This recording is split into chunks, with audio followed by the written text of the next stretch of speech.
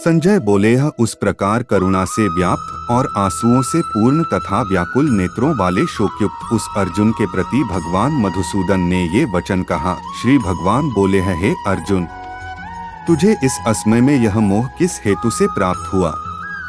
क्योंकि न तो यह श्रेष्ठ पुरुषों द्वारा आचरित है, न स्वर्ग को देने वाला है और न कीर्ति को करने वाला ही है। इसलिए हे अर्जुन, नपुंसकता को मत प्राप्त हो, तुझमें यह उचित नहीं जान पड़ती। हे परंतप, हृदय की तुच्छ दुर्बलता को त्याग कर युद्ध के लिए खड़ा हो जा। अर्जुन बोले, हे मधुसूदन, मैं रणभूमि में किस प्रकार बाणों से भीष्म पितामह और द्रोणाचार्य के विरुद्ध लड़ूंगा? क्योंकि हे अरिसूदन, वे दोनों ही पूजनीय हैं, इसलिए इन महानुभाव गुरुजनों को न मारकर मैं इस लोक में भिक्षा का अन्न भी खाना कल्याणकारक समझता हूँ। क्योंकि गुरुजनों को मारकर भी इस लोक में रुधिर से सने हुए अर्थ और कामरूप भोगों को ही तो भोगूंगा। हम यह भी नहीं जानते कि हमारे लिए युद्ध करना और न करना, इन दोनों में से कौन सा श्रेष्ठ है, अथवा यह भी नहीं जानते कि उन्हें हम जीतेंगे या हमको वे जीतेंगे, और जिनको मारकर हम जीना भी नहीं चाहते, वे ही हमारे आत्मीय धृतराष्ट्र के पुत्र हमारे मुकाबले में खड़े हैं। इसलिए कायरतारूप दोष से उपहत हुए स्वभाव वाला तथा धर्म के विषय में मोहित चित्त हुआ मैं आपसे पूछता हूँ कि जो साधन निश्चित कल्याणकारक हो वह मेरे लिए कहिए, क्योंकि मैं आपका शिष्य हूँ। इसलिए आपके शरण हुए मुझको शिक्षा दीजिए, क्योंकि भूमि में निष्कंटक धन धान्य संपन्न राज्य को और देवताओं के स्वामीपने को प्राप्त होकर भी मैं उस उपाय को नहीं देखता हूँ जो मेरी इंद्रियों को सुखाने वाले शोक को दूर कर सके। संजय बोले, हे राजन, निद्रा को जीतने वाले अर्जुन अंतर्यामी श्री कृष्ण महाराज के प्रति इस प्रकार कहकर फिर श्री गोविंद भगवान से युद्ध नहीं करूंगा यह स्पष्ट कहकर चुप हो गए। हे भरतवंशी धृतराष्ट्र, अंतर्यामी श्री कृष्ण महाराज ने दोनों सेनाओं के बीच में शोक करते हुए उस अर्जुन को हंसते हुए से यह वचन बोले। श्री भगवान बोले, हे अर्जुन, तू न शोक करने योग्य मनुष्यों के लिए शोक करता है और पंडितों के जैसे वचनों को कहता है, परंतु जिनके प्राण चले गए हैं उनके लिए और जिनके प्राण नहीं गए हैं उनके लिए भी पंडित जन शोक नहीं करते। न तो ऐसा ही है कि मैं किसी काल में नहीं था, तू नहीं था, अथवा ये राजा लोग नहीं थे, और न ऐसा ही है कि इससे आगे हम सब नहीं रहेंगे। जैसे जीवात्मा की इस देह में बालकपन, जवानी और वृद्धावस्था होती है, वैसे ही अन्य शरीर की प्राप्ति होती है। उस विषय में धीर पुरुष मोहित नहीं होता। हे कुंती पुत्र, सर्दी गर्मी और सुख दुख देने वाले इंद्रिय और विषयों के संयोग तो उत्पत्ति विनाशशील और अनित्य हैं। इसलिए हे भारत, उसको तू सहन कर, क्योंकि हे पुरुष श्रेष्ठ, दुख सुख को समान समझने वाले जिस धीर पुरुष को ये इंद्रिय और विषयों के संयोग व्याकुल नहीं करते वह मोक्ष के योग्य होता है। असत वस्तु की सत्ता नहीं है और सत का अभाव नहीं है। इस प्रकार तत्वज्ञानी पुरुषों द्वारा इन दोनों का ही तत्व देखा गया है। नाशरहित तो तू उसको जान जिससे यह संपूर्ण जगत दृश्य वर्ग व्याप्त है। इस अविनाशी का विनाश करने में भी कोई समर्थ नहीं है।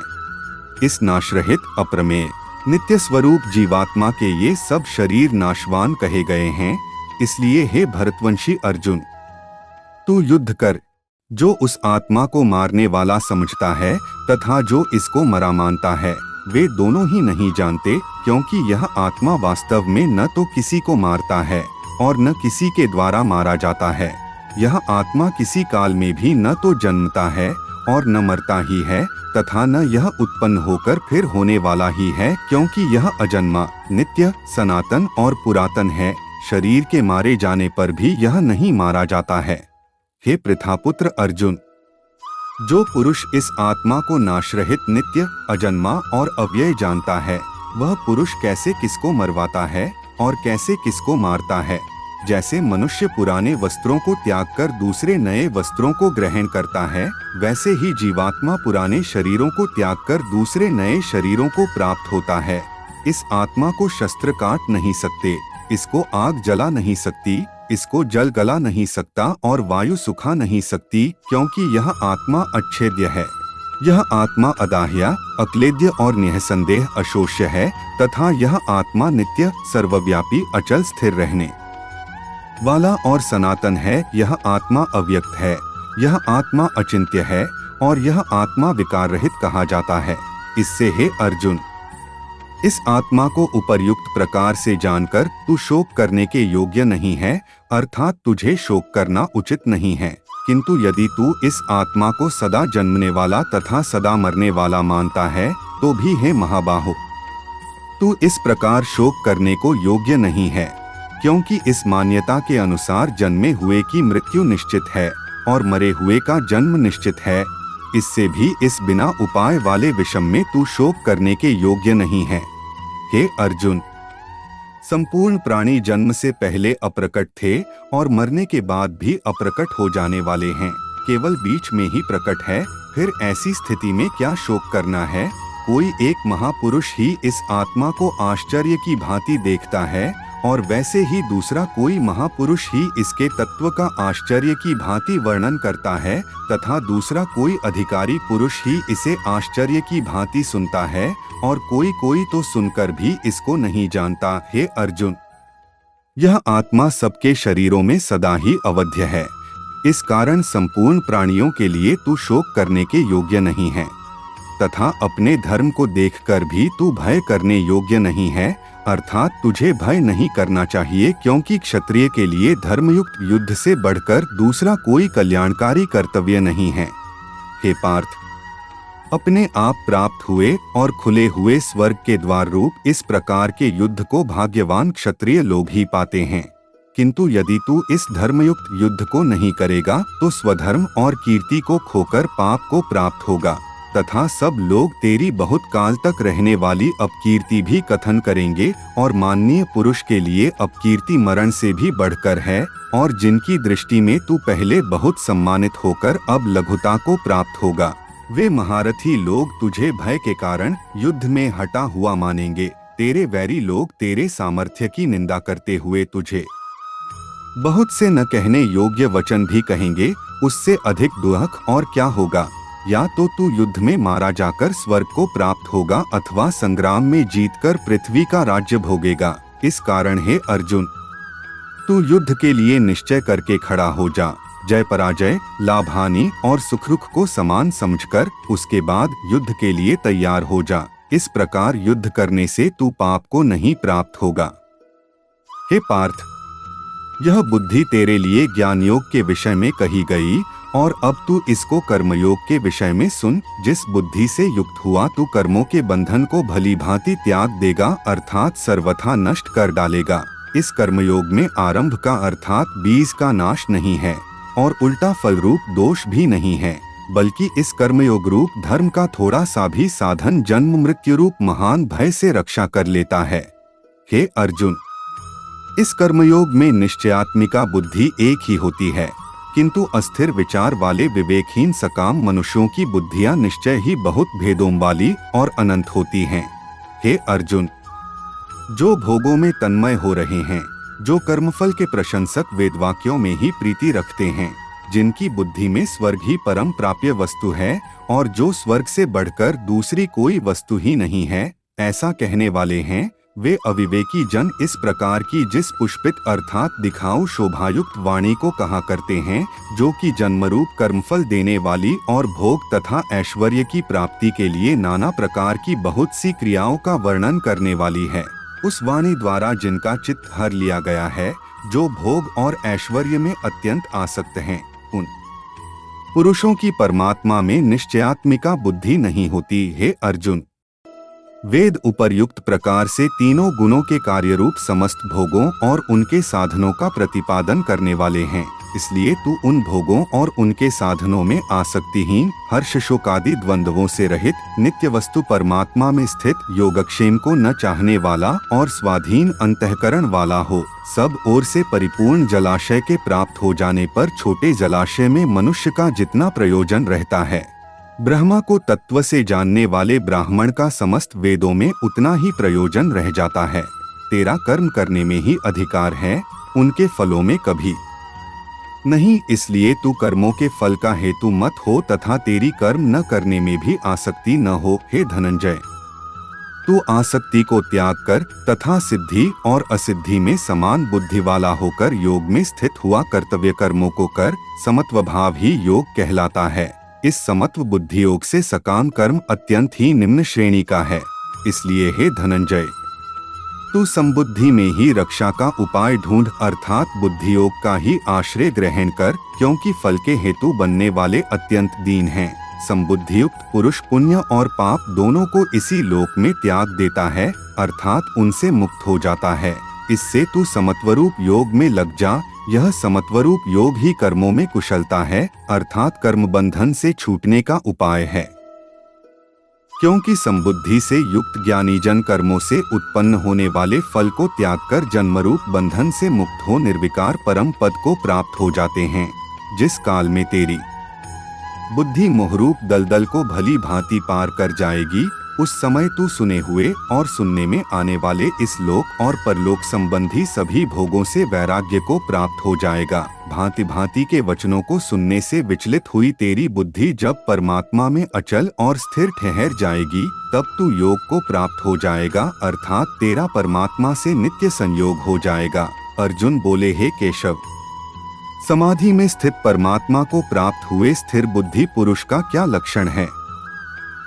वह स्थिर बुद्धि पुरुष कैसे बोलता है, कैसे बैठता है और कैसे चलता है?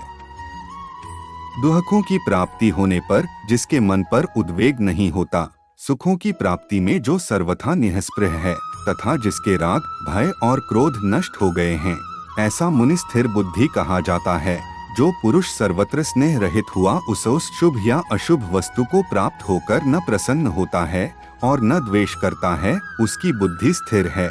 और जैसे कछुआ सब ओर से अपने अंगों को समेट लेता है, वैसे ही जब यह पुरुष इंद्रियों के विषयों से इंद्रियों के सब प्रकार से हटा लेता है, तब उसकी बुद्धि स्थिर है, ऐसा समझना चाहिए। इंद्रियों के द्वारा विषयों को ग्रहण न करने वाले पुरुष के भी केवल विषय तो निवृत्त हो जाते हैं, परंतु उनमें रहने वाली आसक्ति निवृत्त नहीं होती। इस स्थितप्रज्ञ पुरुष की तो आसक्ति भी परमात्मा का साक्षात्कार करके निवृत्त हो जाती है।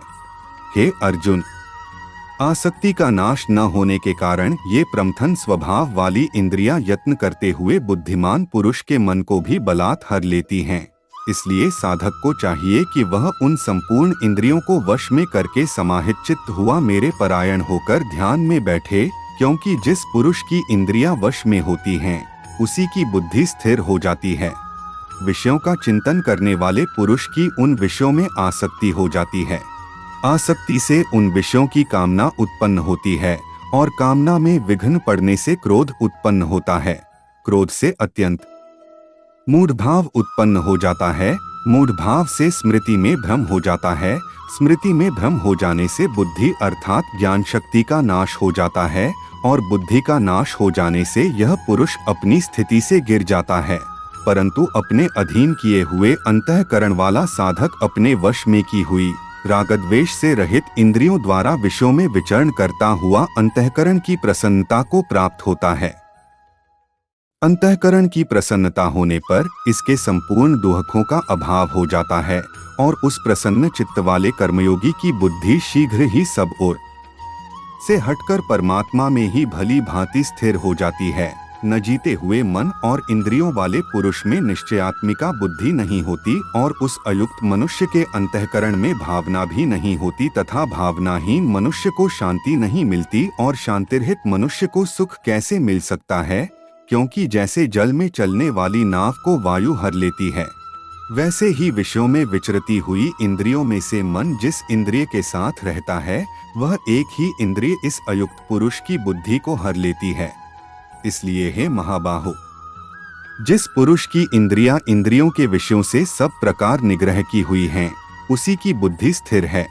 संपूर्ण प्राणियों के लिए जो रात्रि के समान है, उस नित्य ज्ञान स्वरूप परमानंद की प्राप्ति में स्थितप्रज्ञ योगी जागता है। और जिस नाशवान सांसारिक सुख की प्राप्ति में सब प्राणी जागते हैं, परमात्मा के तत्व को जानने वाले मुनि के लिए वह रात्रि के समान है।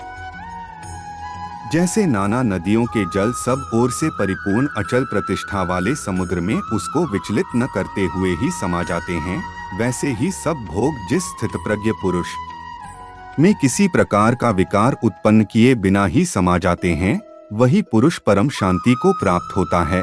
भोगों को चाहने वाला नहीं, जो पुरुष संपूर्ण कामनाओं को त्याग कर ममता रहित, अहंकार रहित और स्पृहा रहित हुआ विचरता है, वही शांति को प्राप्त होता है, अर्थात वह शांति को प्राप्त है। हे अर्जुन, यह ब्रह्मा को प्राप्त हुए पुरुष की स्थिति है। इसको प्राप्त होकर योगी कभी मोहित नहीं होता और अंतकाल में भी इस ब्राह्मी स्थिति में स्थित होकर ब्रह्मानंद को प्राप्त हो जाता है। ओम तत्सदिति श्रीमद्भगवद्गीतासूपनिषत्सु ब्रह्म विद्याया योग शास्त्रे श्री कृष्णार्जुन संवादे सांख्य योगो नाम द्वितीयोध्यायः 2। इस प्रकार उपनिषद, ब्रह्म विद्या तथा योग शास्त्र रूप श्रीमद् भगवद गीता के श्री कृष्ण अर्जुन संवाद में सांख्य योग नामक द्वितीय अध्याय संपूर्ण हुआ।